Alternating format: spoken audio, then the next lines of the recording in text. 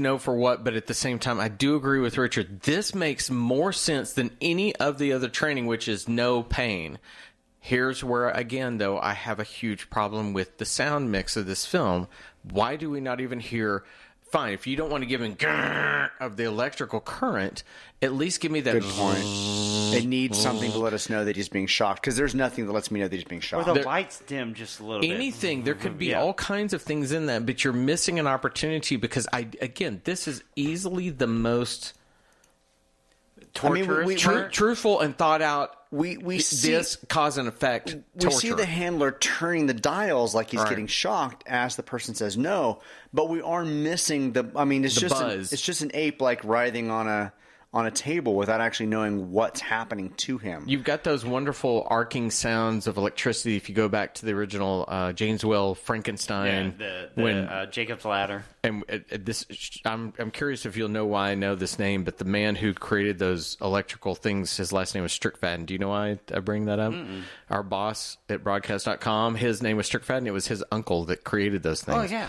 One day he and I were talking. He's like, yeah, my uncle, he was crazy. He made all these electrical things. You ever heard of Frankenstein, the original? I was like, what? He's like, oh, yeah. But you go back to these original, if you ever watched the original Frankenstein, this man that was our boss's uncle made these little devices, and the arcing sounds are these. Yeah. You could put that kind of thing in this film, and it would make that so much worse. And we would feel for those apes, but by taking it away, it just looks like, no, do this, and he spasms. Yes, I can put two and two together. But if you're it's lacking the power or the shock of why he's spasming. Exactly. I need that extra kind of visceral moment of him like, oh, if I were hitting somebody with a whip, I wouldn't take away the whack. Right. I would. That's half of the torture crack, of it. yeah. You want to hear the crack, and there's no crack happening here. Right. So Caesar does respond to this. We're 40 seconds into this moment, and Caesar goes. Caesar jerks to kind of move towards the ape that just got shocked. And the handler pulls him back and goes, no. And we get this really kind of nice final shot of the two of them. We get a good shot of the handler and Caesar as the handler's above and the Caesar's below, and he's holding onto his hand. And Caesar looks at him for a second as if he's kind of calculating. Right. Like, what do I do at this moment? And you can see I'm smarter than you think I am.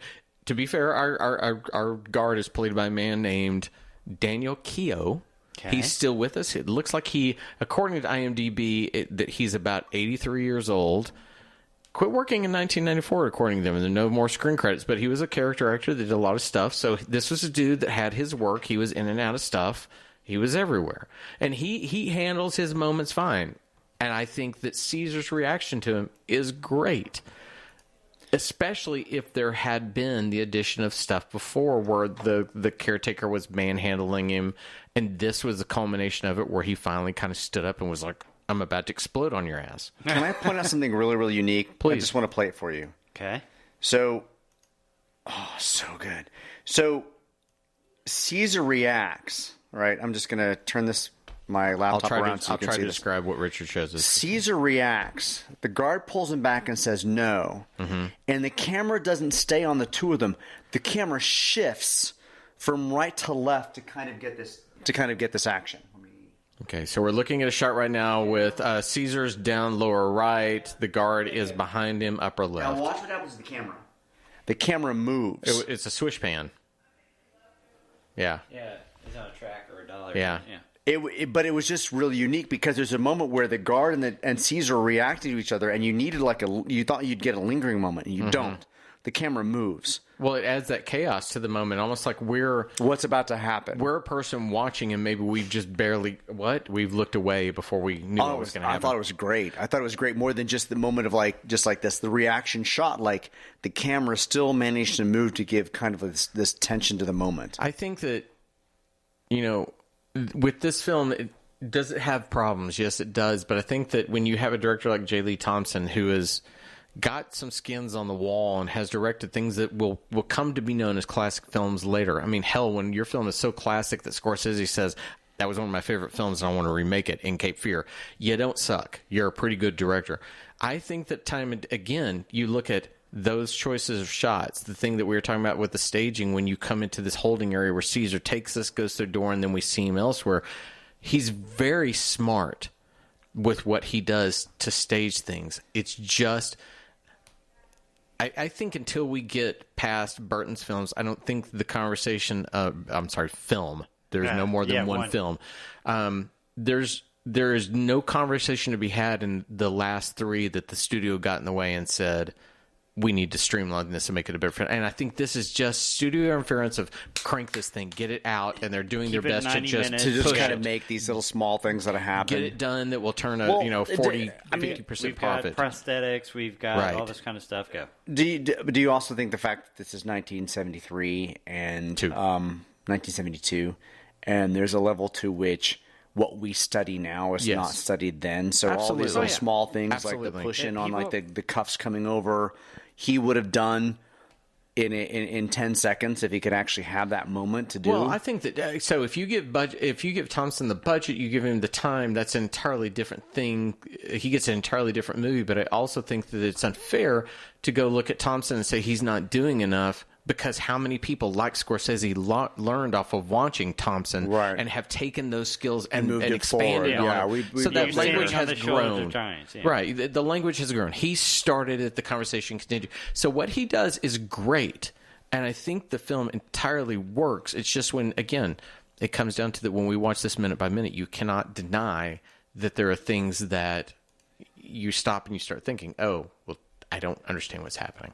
So Caesar saw these moments with on the first floor. Go ahead. On the first floor, he saw these moments with what I've said is noise conditioning, but otherwise just some chaotic rave. Yeah.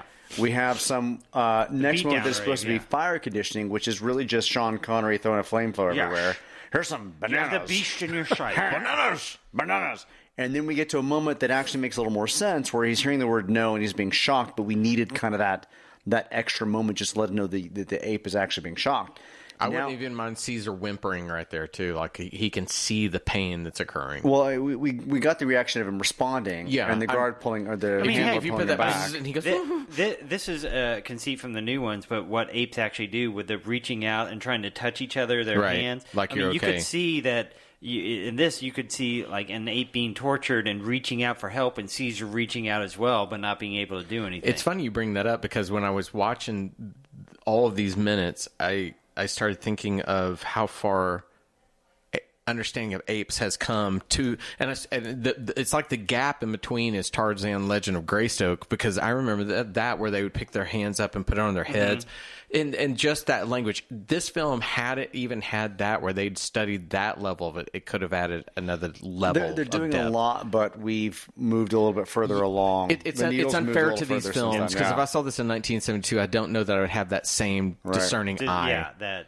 that thirst for the accuracy, because you not necessarily information existed. People are not stupid back then. It's just we have built on top of it. They were stupid. Yeah, well, they're dumb. So we get 50 seconds in, and Caesar is led away from the table, and he's now led up a small set of stairs. Kind of it feels almost like back where he was going. Yeah, like we came down, but it's like just separated from a little bit. But that's another thing that I was missing in this whole thing is I wish occasionally, and I know the set may not have allowed it, I wish there had been a wide shot just so I kind of knew where they were going. Layout. And because also, occasionally I felt like, okay, did they just turn around? And I didn't think about this till right now. Did the same set designer that built the Death Star built this? Because there's no railing on the second floor, is there? That's true. You can just fall off the edge. No stair railings when you're going up. Just like the Death Star, when you're firing the big laser, you just stand right next to it. Don't fall off. So Caesar has led up some stairs back to the left, which is kind of the rear of where he came down from, but possibly where he came from. It's kind of an odd movement, but he comes up and we kind of. It basically feels like he made a big circle down on the bottom. It's going right back up to where he went, but just to the side of it a little bit. He made like a stomach. Yeah. Well, let's be quite honest. That's probably exactly what he did. What happened. So he comes back up, and the handler's still leading him there, and we kind of end this minute with like 2 or 3 orangutans like throwing hay in the air. Oh yeah, they're having a hay party. Appears to be a cell. That's it. My quote was, "I guess it's not all torture. There's a shredded paper room." Whee! That's what it feels like. But it goes back on this idea that I would have loved to have seen them drugged going into this moment, so I know why they're putting these them in pens apes or are whatever. misbehaving. Well, I thought these were pens for apes that did well, and so they're being sent to hang out and go to bed. Rewarded to throw stuff around. Why would apes have hay in there so they can shit and bury it? I mean, that's more of that kind of thing. They're treating them like hamsters or something. Well, I mean, this is more the budget of the era than anything else. Okay, this is what we're doing. I'm going to get to that. I promise you. If you put animals in something like that, it's because it's to collect waste. Yeah. Right. That's what it's for. And for them to be having a party speaks to me that they are in such a time crunch. They're okay. My camera's doing this. Okay, Roddy, you're going to be here. This is what's going to happen. This is what you see. And the people playing the orangutans. Mr. Thompson, I'm sorry. What should we do?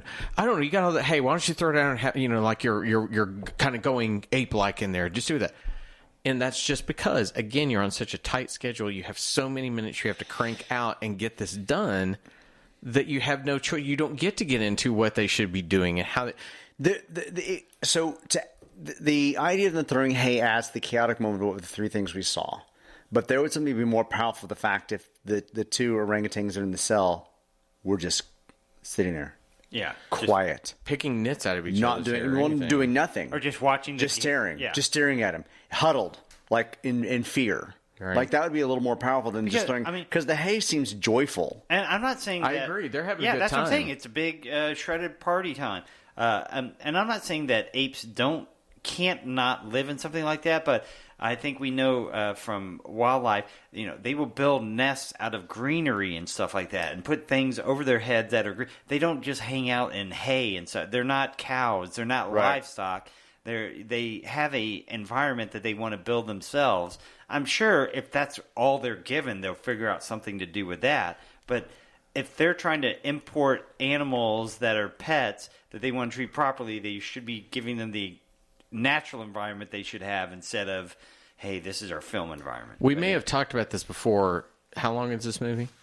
It's less than 90 minutes. So like 88, I think. It's an hour 27:22. This movie started shooting on January 31st of 72 and wrapped on March 13th. So we're talking a month and a half to shoot a 90-minute film. Wow. So with days off, you were talking less than 40 days. And I'm assuming they had the 12-hour turnaround with everybody. And so you're probably cranking 2 to 2.5 minutes a day. If you're shooting a film now that is just an average feature film, you're hoping to get a minute a day. If you're shooting a Marvel film, you are shooting nowhere near that because you're doing so many special effects. Yeah. They are cranking this film so quick that's exactly. They're not having to worry about visual effects because it's all practical. No, they aren't. But I bring that all up because to that point of the orangutans just chunking hay around. We don't have the time to have a discussion more than, hey, just start picking the hay. Do shit in the room. Right. Do things that you think is more like ape-like. Be apey. And we're the orangutans, we're the chimps, we're the gorillas. What if we're all just sort of messing around in the hay? Okay, then it's consistent.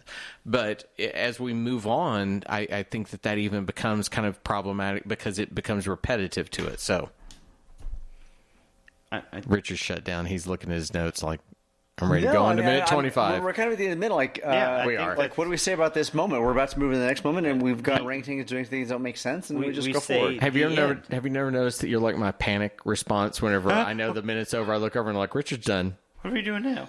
Richard's checked out. That's right. Richard's done. We got to go. I'm sorry, everyone's been great. Finish the minute. Well, Richard comes more prepared than either of us, so... Well, that's true. He has a whole script. I throw him under the bus. I have done research to try to find the new scripts. It's hard to do Google searches to try to differentiate Planet of the Apes scripts. Trying to find the new ones are really I have hard. A really good website for scripts, and when we get there, I'll give it to you. I love scripts. I love scripts. Well, you don't get to do research on the new ones. You can't read the script. I love script salad. I love... All right, so that's it for this minute. We'll be back tomorrow. Everybody have a good day. Bye. Bye, everybody. The